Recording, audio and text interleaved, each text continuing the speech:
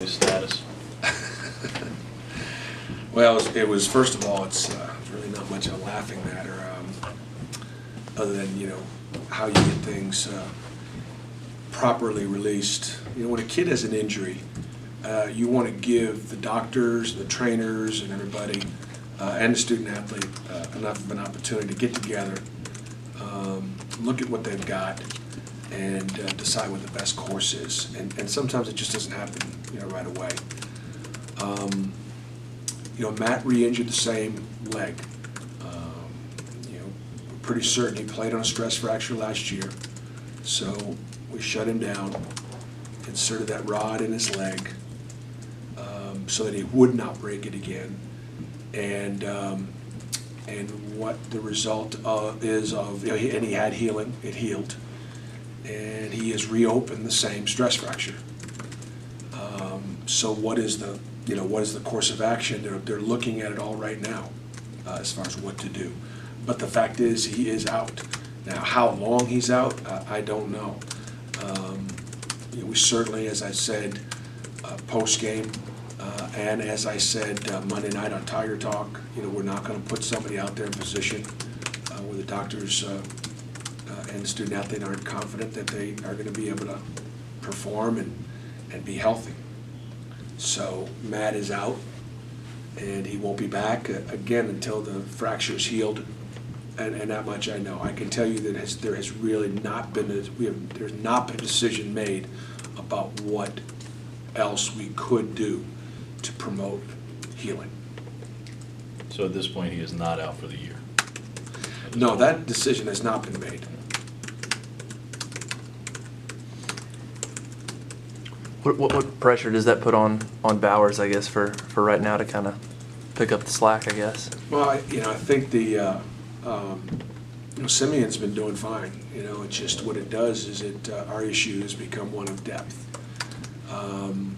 Matt competed with Sim for the starting, center position, and I don't think Matthew was ever, playing at 100%.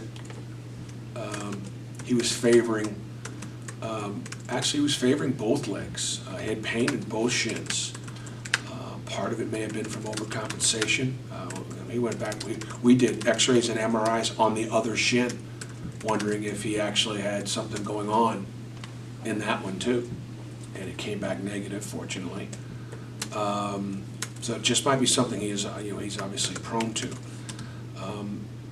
But it compromises our depth. We are already undersized going into the year, and with the losing Matt, and then really it puts us down to where we've got 9 scholarship players. So Simeon's going to play well. He's going to have to try to stay out of foul trouble, and teams are going to go at him and try to get him in foul trouble, and so he's got to be able to play. Obviously play through that. Does it make it more imperative that you guys play the tempo you want to play instead of slow half-court ball? Mark, it does, but it doesn't.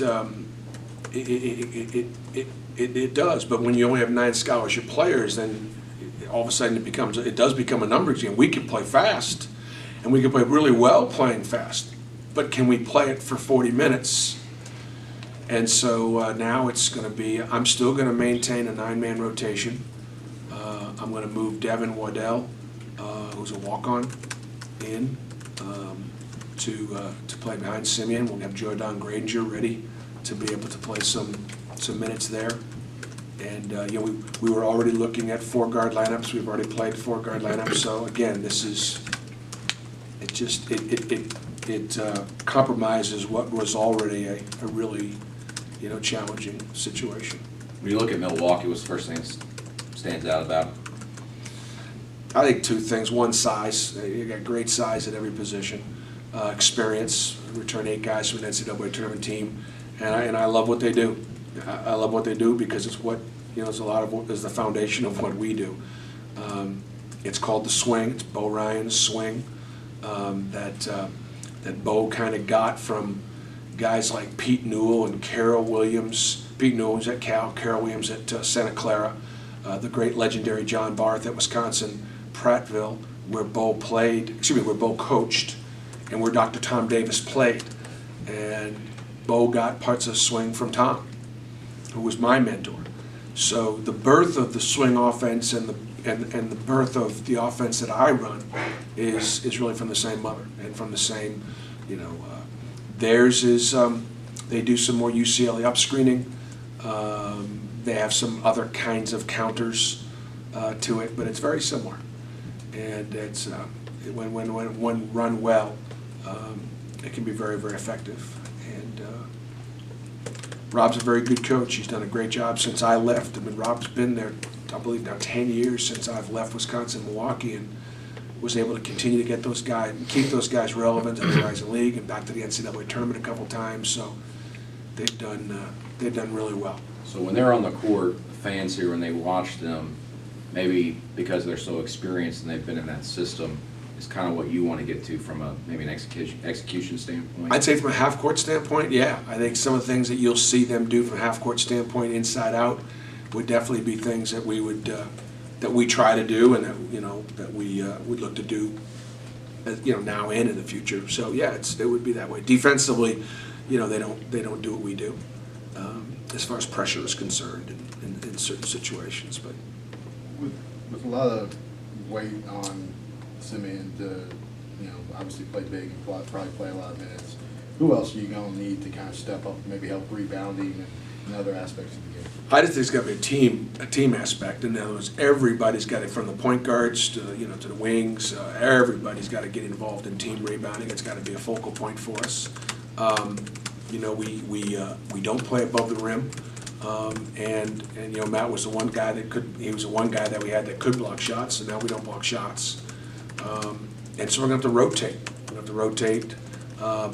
Take charges and try to do a great job on the ball and not getting beat on the balls to require the help. So it's we'll have to play great defense and limit them to one shot. West Alabama got a couple of free throw rebounds that we can't have. That again, we go up against bigger, stronger, more physical teams. Jack Purchase is a freshman four-man, a freshman power forward, and he's really doing a nice job. He's going to be a really good player, but he's probably 210 pounds soaking wet. Coach, have you received all your in the last? Yeah. Okay. No, it's going to take a while. For that to all finish up and get in. Talk about Devin, what you're going to expect out of him.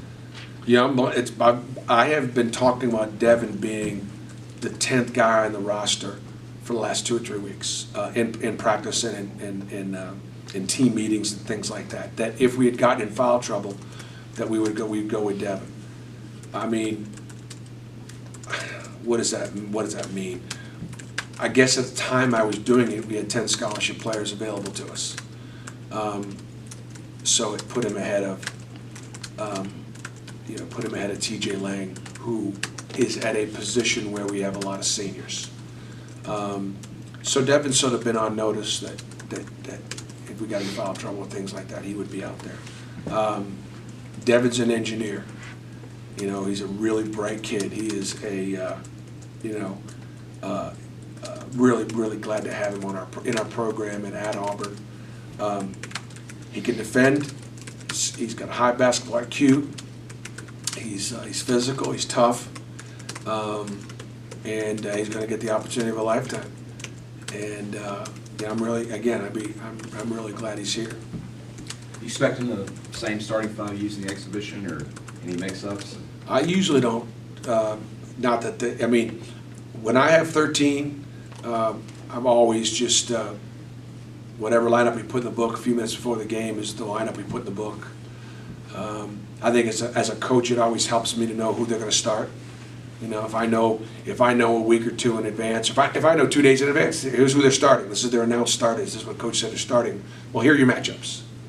So I don't have a whole lot of poker cards to play as far as who else you going to start? Let's see, we're going to start Devin at 5. We're going to start Stephen Bass at 4. We're going to start But I just so that you guys know, typically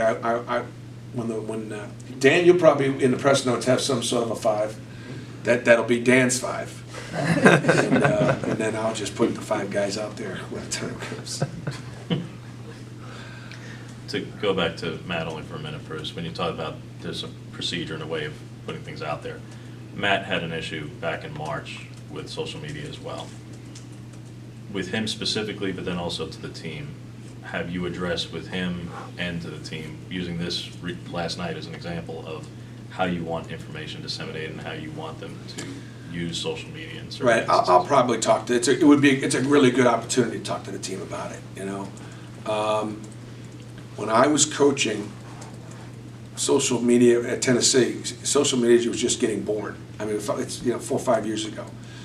And we didn't have to deal with it a lot. For me, the reason why it's important that information gets disseminated properly is there's several factors. One, oftentimes there's NCAA rules that are involved with how we do things and how we don't do things, and that's imperative that we protect that. In this particular case, you know, what Dr. Andrews tells me we're going to do once he's talked to the student athlete, and you know, I was with Dr. Andrews on Saturday when he examined Matt.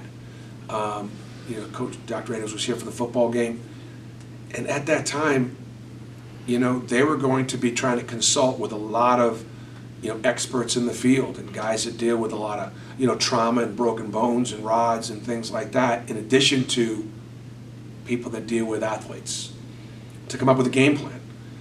And